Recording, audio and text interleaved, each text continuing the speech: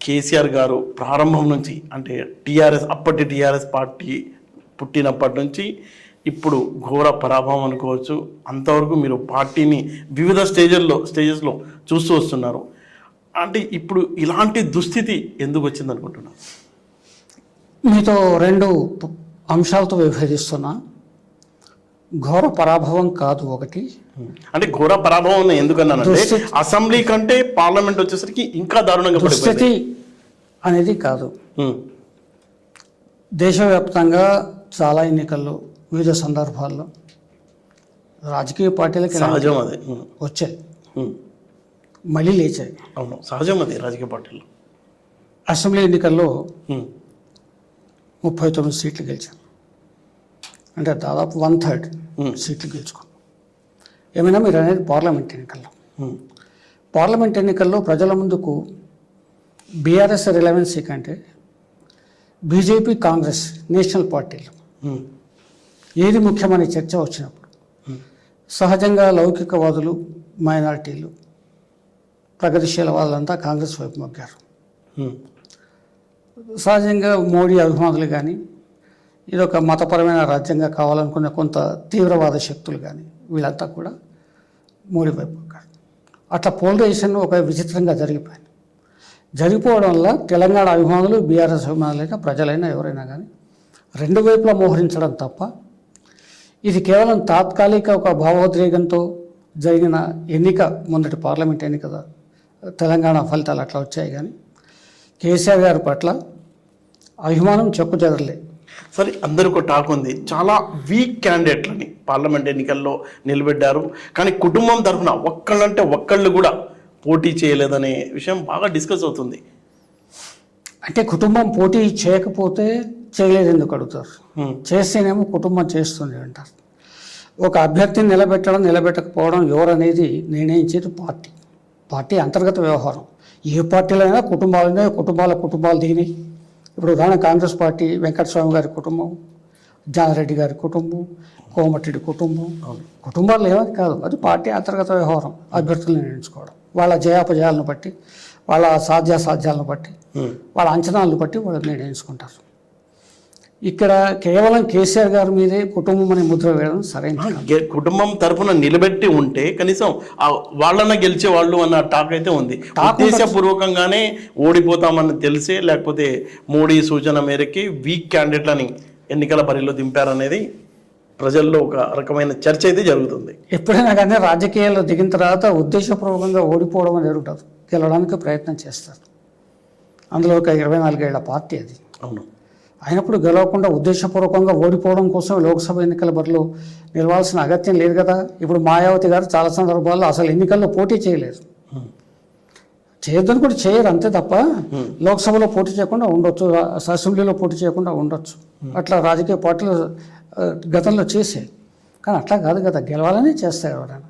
అయితే ప్రజల తీర్పు ఒక్కొక్కసారి అనూహ్యంగా ఉంటుంది, విలక్షణంగా ఉంటుంది, విభిన్నంగా ఉంటుంది. కాబట్టి అట్లా జరిగింది. ఓకే, అంటే కేసీఆర్ని ఎందుకు తిరస్కరించారు? తెలంగాణ తీసుకొచ్చింది కేసీఆర్ గారు అయితే పబ్లిక్లో ఎందుకు అంత వ్యతిరేకత వచ్చింది అనుకుంటున్నారు? మీరు చాలా విశ్లేషకులు కూడా మేధావి విశ్లేషకులు కాబట్టి అడుగుతున్నా ఈ క్వశ్చన్. మీ అంచనా ఏంటి? సాధారణంగా ఏంటంటే ప్రజల మనోభావాల్లో ఒక మొనాటిని అనే మాట వింటుంటాం మనం రాజకీయాల్లో. ఉదాహరణకు మోడీ గారు 2 సార్లు గెలిచారు, సంపూర్ణమైన మెజార్టీ తెచ్చుకున్నారు ఆయన. కానీ మొన్న జరగలేదు. అవును, 3rd టైం. ఇక్కడ కేసీఆర్ గారు ఒకటే కాదు, దక్షిణ భారతదేశంలోని ఏ ఒక్క ముఖ్యమంత్రి కూడా, ఏ ఒక్క పార్టీ కూడా 3వసారి అధికారంలోకి రాలేదు. మహామహులు ఉన్నారు, నిజలింగప్ప, కామరాజ్ నాడార్, కరుణానిధి, ఎంజి రామచంద్రన్, జయలలిత, ఎన్టీ రామారావు, ఎవరు ఏ పార్టీ కూడా 3rd టైం కంటిన్యూస్గా అధికారంలోకి రాలేదు. అప్పట్లో కాంగ్రెస్ కూడా రాలేదా స్టార్టింగ్లో? ఎప్పుడు? ఎందుకంటే ఒక ముఖ్యమంత్రి 3rd టైం ముఖ్యమంత్రి రావడం జరగలేదు. పార్టీలుగా వచ్చి ఉండొచ్చు అధికారంలో, పార్టీలు వచ్చాక ముఖ్యమంత్రి రాలేదు. ఇక రెండవది ఏంటంటే 2 సార్లు అధికారంలో ఉన్నారు కేసీఆర్ గారు. రేవంత్ రెడ్డి గారు తాయిలాలు ముబ్బడిగా ప్రకటించాడు ఆయన. కేసీఆర్ గారు 3,000 ఇస్తాను, నేను 4,000 ఇస్తాను, 10,000 ఇస్తాను, 15 ఇస్తాను, ఇట్లా చెప్పుకుంటూ పోయేసరికి సహజంగానే ప్రజలు, పేదవాళ్ళు, సహజ మెజార్టీ ప్రజలు అమాయకులు, ఏదో కొంత ఆశిస్తారు ప్రభుత్వం నుంచి, తప్పేమీ లేదు. కాబట్టి చూద్దాం ఈసారి ఏమవుతుందో అని ఓటేశారు. జరిగింది. అయినప్పటికీ కూడా ఇద్దరికీ తేడా ఎంత? అదే మీరు అన్నట్టు ఘోర పరాజయం కానే కాదు. ఇద్దరికీ తేడా ఏంటంటే 1.8% అంతే. ఓకే.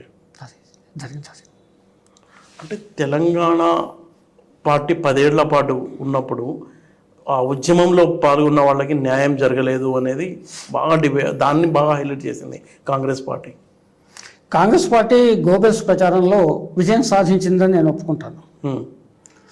కుటుంబ పార్టీ కాంగ్రెస్ పార్టీ దశాబ్దాలుగా, కానీ కుటుంబ పార్టీ అనే ముద్ర టీఆర్ఎస్ మీద, బీఆర్ఎస్ మీద వేసింది.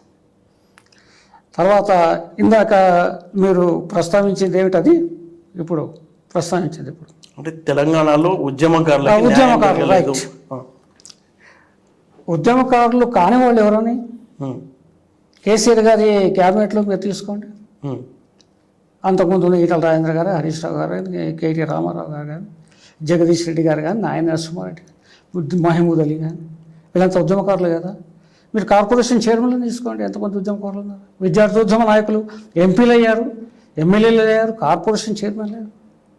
బాలకృష్ణ లాంటి చిన్న పిల్లోడిని, అంటే వయసు రీత్యా చాలా చిన్నవాడు, ఏకంగా వివేక్ వెంకట స్వామి లాంటి ఒక లెజెండ్ మీద నిలబెట్టారు సార్. వీళ్ళంతా ఉద్యమకారులు కదా. ఏంటంటే ఒక అబద్ధాన్ని పదే పదే ప్రచారం చేస్తుంటే అది నిజమేమో అని భ్రమించే ఒక వాతావరణం ఏర్పడుతుంది.